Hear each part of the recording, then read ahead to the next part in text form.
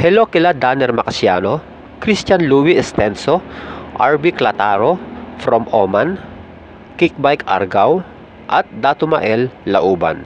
Salamat sa inyong suporta mga kaprakti. Ang progressive overload ay isang mabisang paraan upang mapabilis ang paglaki ng ating muscle. Maraming kaparaanan upang matawag na progressive overload ang ginagawa mo. Kapag sinabing progressive overload, ito yung nagle-level up yung mga ginagawa mong exercises kada linggo o kada buwan. Depende sa klase ng exercise. Ibig sabihin, habang lumilipas ang linggo o buwan, dapat ay pahirap ng pahirap ang iyong ginagawa sa gym o kahit sa bahay ka lang nagbubuhat. Gaya ng sabi ko, maraming paraan para matawag itong progressive overload. Pero, ituturo ko lang yung mga paraan kung saan lumaki ang aking muscle. Sa gym man o home workout yan, upang hindi humaba ang video ito. Para sa akin, sa lahat ng klase ng progressive overload, ito ang pinakamabisa. Ang pagdadagdag ng bigat sa bawat linggong lilipas.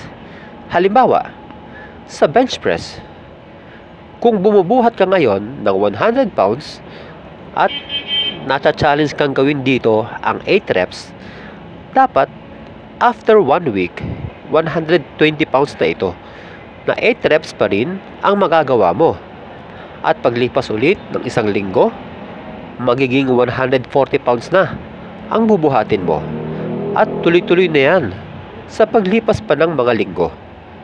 Sa ganitong paraan, sa bawat linggo na pabigat ng pabigat ang iyong binubuhat, magre-resulta ito ng matinding muscle pump, dahilan upang magkaroon ka ng matinding muscle fiber damage. At dahil dyan, malaki ang posibilidad na lalaki ang iyong muscle sa mabilis na panahon.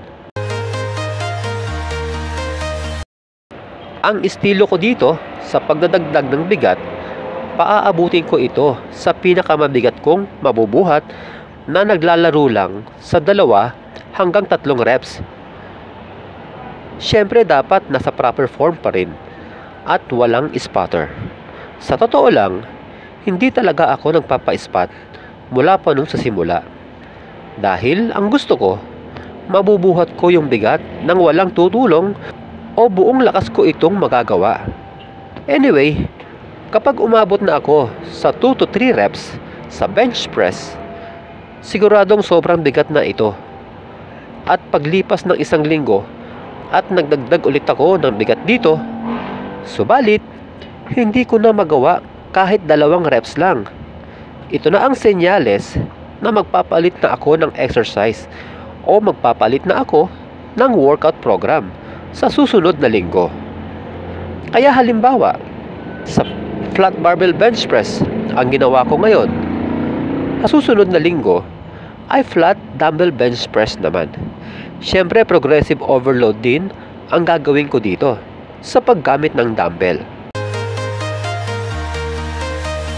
Isa pang tip mga kaprakti, bagamat ginagawa ko ang progressive overload sa pamamagitan ng pagdadagdag ng bigat kada linggo, siyempre maituturing na itong heavy.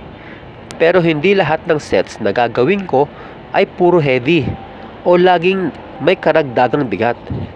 Halimbawa, kung ang isa sa mga workout program ko sa chest ay ang flat barbell bench press at 4 sets ang gagawin ko dito, hindi lahat ng 4 sets na yan ay puro heavy ang aking gagawin. Sa unang 2 sets, dito ko gagawin yung heavy, kung saan linggo-linggo kong dinaragdagan ang bigat nito. At yung natitirang 2 sets, kung saan ito yung 2 huling sets, dito ko naman gagawin yung sobrang bagal ng paggalaw, kung saan babawasan ko yung bigat ng aking bubuhatin. Kung inyong mapapansin, hindi puro heavy ang ginagawa ko sa bawat exercise, kundi kombinasyon ng heavy at lightweight. Napakagandang teknik nito mga kaprakti para sa mabilis na paglaki ng ating muscle. Total na pag-uusapan na rin lang yung pagbubuhat ng heavy dahil sa progressive overload. Ipapaliwanag ko na rin kung bakit akala ng iba napakaraming sets ang ginagawa ng mga veterano na sa gym. Pero ang totoo, nasa 4 sets lang ang ginagawa nila. Ito ay dahil ginagawa muna nila yung warm-up set kung tawagin. At iba ito sa tinatawag namang workout set. Ang warm-up set ay hindi opisyal na binibilang bilang isang set sa bawat exercise. Sa halip, ito ay tinatawag na workout set. Kaya halimbawa, ang gagawin mo sa flat barbell bench press ay 4 sets. Yang 4 sets na yan ay tinatawag ding 4 workout sets. Kaya kung gagawa ka ng heavy, halimbawa, nasa 200 pounds na yung bubuhatin mo ngayon. Siyempre, hindi naman agad-agad sa unang workout set mo ay 200 pounds agad ang bubuhatin mo. Walang gumagawa noon. Bago mo mabuhat yung 200 pounds, gagawa ka muna ng warm-up set. Maaaring sa unang warm-up set mo ay 100 pounds. Sa pangalawang warm-up set ay 160 pounds. Hanggang sa marating mo yung 200 pounds. At dito na magsisimula yung opisyal na set sa flat barbell bench press. Pero tandaan nyo, sa bawat warm-up set na gagawin nyo, ay hindi nyo dapat isinasagad ang lakas nyo dito. Dahil, baka mamaya, wala na kayong lakas sa workout set. Kumbaga, alalay lang. Kaya nga warm-up set ang tawag eh. Sana maliwanag sa inyo yan ha.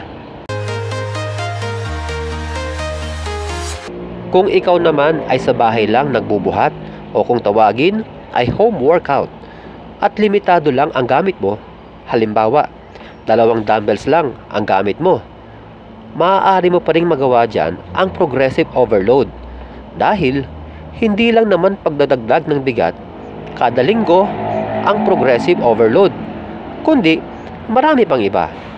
Kaya halimbawa, kung 2 dumbbells lang ang gamit nyo, kunin nating halimbawa ang flat dumbbell bench press. Dito, gagawa kayo ng 4 sets at 10 reps. Sa unang linggo, ay gagawin nyo ang normal lang na paggalaw dito. Kung saan, nagpapahinga kayo ng 1 minuto kada set. Halimbawa, pagkatapos ng first set, ay magpapahinga ng 1 minuto bago gawin yung second set. Pagkatapos ng second set, pahinga ulit ng 1 minuto bago gawin yung third set. At sa mga susunod pa. Paglipas ng 1 linggo, sa halip na 1 minuto ang pahinga sa bawat pagtatapos ng set, ay gawin na lamang itong 30 segundo na makakagawa pa rin kayo ng 10 reps. Magaya pa rin sa normal na paggalaw. Paglipas ulit ng 1 linggo, mananatiling 30 segundo ang pahinga sa bawat set. Subalit, mabagal na ang paggalaw dito. Gawin ang 2-2-1 tempo. Ibig sabihin, tatagal dapat ng 2 segundo habang ibinababa yung dumbbells. At titigil ka lang 2 segundo kapag ito ay nasa baba na para sa muscle stretch. At iaangat mo ang mga dumbbells sa loob ng 1 segundo. At sa pang-4 na linggo, mas pahirapan pa natin ang program mo.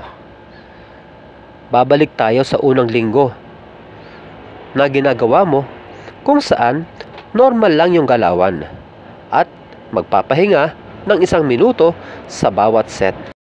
Subalit sa 4 na set na yan, gagawin mo ang super set. Ibig sabihin, sa bawat set, 2 exercises ang gagawin mo. Dahil 2 dumbbells lang yan, maaaring bodyweight na lang yung pangalawang exercise. Halimbawa, pagkatapos mong mag-flat dumbbell bench press, isunod ka agad na gawin ang push-up.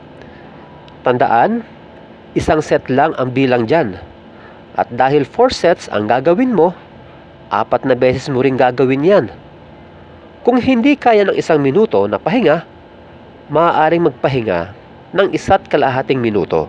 Narito naman ang mga halimbawa ng superset gamit lang ang 2 dumbbells.